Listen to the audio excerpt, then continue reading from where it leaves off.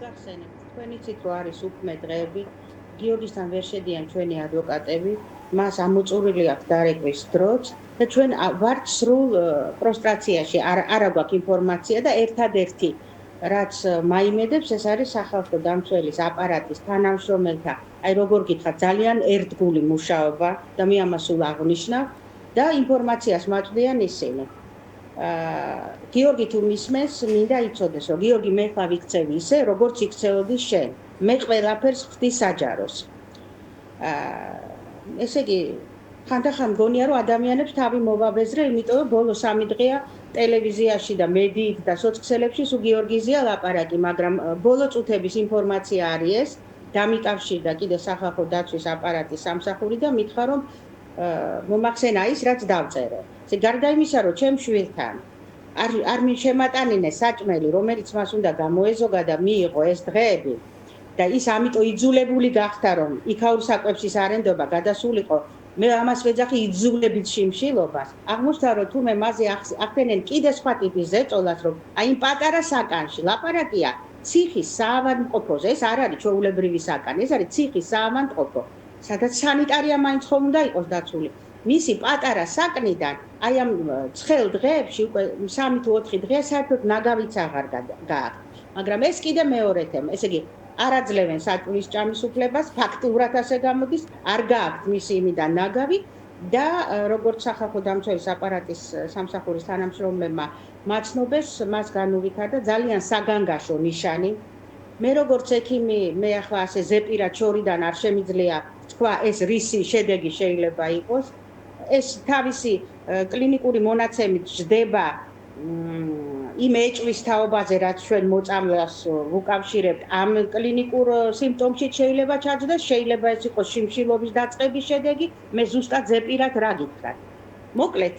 მოკლედ, რასაც გიორგი წინასწარ ამბობდა, რომ მე მაქვს ინფორმაციას, რომ ჩიხესის შესვლის შემდეგ ჩემზე იქნება რაღაცა ტიპის ძალიან ცუდი ზემოქმედება. ეხლა ზემოქმედება სხვადასხვანაირი შეიძლება იყოს, ამგვარად რასაც ვხედავ, ეს არის ფსიქოლოგიური წნეხი, ეს არის წნეხი, რომ ადამიანს არ აძლევენ საჭმლის ჭამის უფლებას და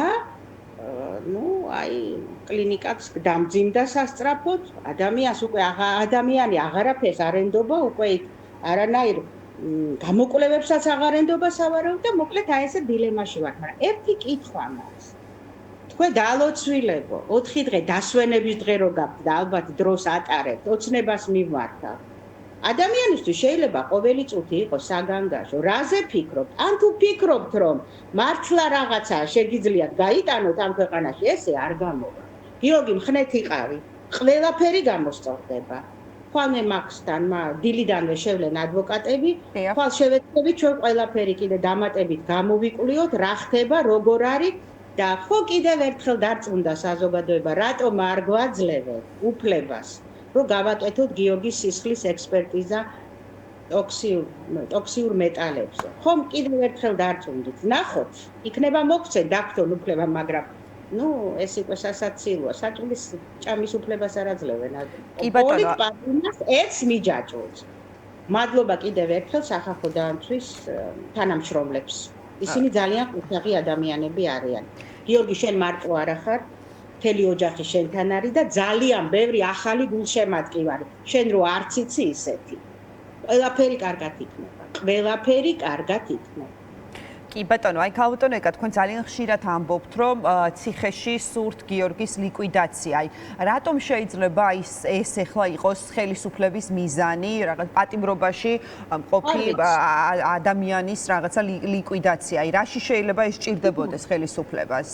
ძალიან ბევრი პოლიტიკური მხილება მოუწყო მათ გიორგიმ, სანამ ციხეში წავიდოდა. და ამაზე კიდე ერთხელ დამარწმუნებლად შეიძლება ვთქვა, ის ბოლო 3 დღე სანამ მას დააკავებდნენ. 102 თანამშრომელი და 91 მანქანა. 3 დღის მანძილზე მას დაძდევდა. შემოიჭრეს სახლში, გაუფუჭეს საბურავები და მუხრუჭის ისინი. გესმით რაზეა ლაპარაკი? და ეს ადამიანი წინასწარ იძახდა, რომ მე არ მაპატიებენ ესენი ამ ჩემ წინააღმდეგობრივ სულს, ამას ქვია წინააღმდეგობრივი სული. როცა შენი ქვეყანა გიყვარს და აქ უკვე ბიზნესი საერთოდ აღარაფერ მეორე პლანზეა გადადებული. და კიდევ ეს ადამიანი აქტიურია ციხიდანაც, იფიქრეს, რომ ციხეში ჩასვამენ და ეს გაჩერდება. არა ბატონო, ის არ ჩერდება. იმიტომ რომ თქვენ მას ჩამოუყალიბდეთ აბსოლუტურად პოლიტპატიმრის ხასიათი და არიცით რა არის პოლიტპატიმარი? ეს მისი არჩევანი არ ყოფილა. ამაში თქვენ ხართ დამნაშავეები.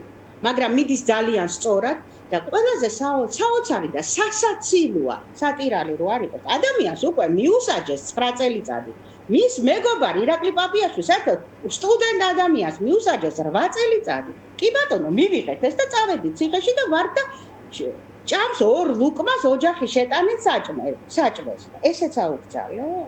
ასე როგორ გეშინიათ ამ ადამიანს? ამიტომ ვამბობ, რომ გიორგი ამაზე ამბობდა, რომ მას ჰქონდა ამის ინფორმაცია, რომ მასზე იქნებოდა ძალიან მძიმე ზეწოლა ციხეში. და მიუხედავად ამისა, ეს ადამიანი ქვეყნიდან თქვენ გონიათ არ შეეძლოთ წასვლა, ეს ადამიანი ქვეყნიდან არ წავიდა. და მეცაც გეტყვით, ეხლა ხო აი ესეთი გამწარებული ვარ. საათნახევრის წინ დავდეთ ძალიან, როგორ გითხრათ, ისეთი პოსტი ჩემ Facebook-ზე. გიორგი, როდესაც ციხეში იცოდა, რომ დაიჭერდნენ, ერთ-ერთ ინტერვიუში აქ ნათქვამი ძალიან გული მწყდებაო, აი ეს ვარდები, რომელიც მე დავრგეო, ამათ მე ვერ ვნახავო, იმიტომ რომ იმ დროისთვის მე უკვე დაკავებული ვიქნებიო. ადამიანმა მაშინ იცოდა, რომ იქნებოდა დაკავებული და მე დღეს ამ ფოტოები გადავუღე ამ ვარდებს და ვაპირებ, რომ გიორგის გაუგზავნო ციხეში და ნახოს ეს ვარდები გაიშალეთ. იმიტომ რომ ამათ ავიწყდება, რომ მიუხედავად იმისა, რომ ის არის პოლიტპატიმარი, ის არის თავისი ქვეყნის მოყვარული ადამიანი და აი ამ ადამიანებს და იმ სინდისის პატიმრებს და მათ ოჯახებს კიდე პატარ-პატარა სიხარულებიც აქვს, რომელიც თქვენ მათ მოუსწრეთ და თქვენ ძალიან დაისჯებით. დაანებეთ ჩემს შვილზე ზეწოლას თავი. და ეს მიჯაჭვ პატიმას აცადეთ თავისი შიმშილობა ადამიანურ პირობებში. და მომეცით უფლება შევიტანო მისთვის საკვები. რა გჭირთ ხალხო, რამ გადაგრიათ? ასე დღისით მზისით, ესე იგი მთელი ოცნების ეს ბოროტი მანქანა ამუშავებულია ერთი ადამიანის წინააღმდეგ. რა გჭირთ? გონს მოეგეთ. კი ბატონო. ძალიან დიდი მადლობა. მაპატიეთ ჩემი ემოციები, მაგრამ არა, აბსოლუტურად მის გასაგებია, ქალბატონო ეკა. და გიორგი, მე ყველაფერს გავხდი საჯაროდ. მე ვიმოქმედებ ისე, როგორც ამ ჩემ მდგომარეობაში იმოქმედებდი შენ. ნუ გეშინია ყველაფერი კარგად იქნება. ძალიან დიდი მადლობა ქალბატონო ეკა, მადლობა იმისთვის, რომ იყავით ჩვენ და ხაზზე ეკა წერეთელი გიორგი ჩიკვაიძის დედა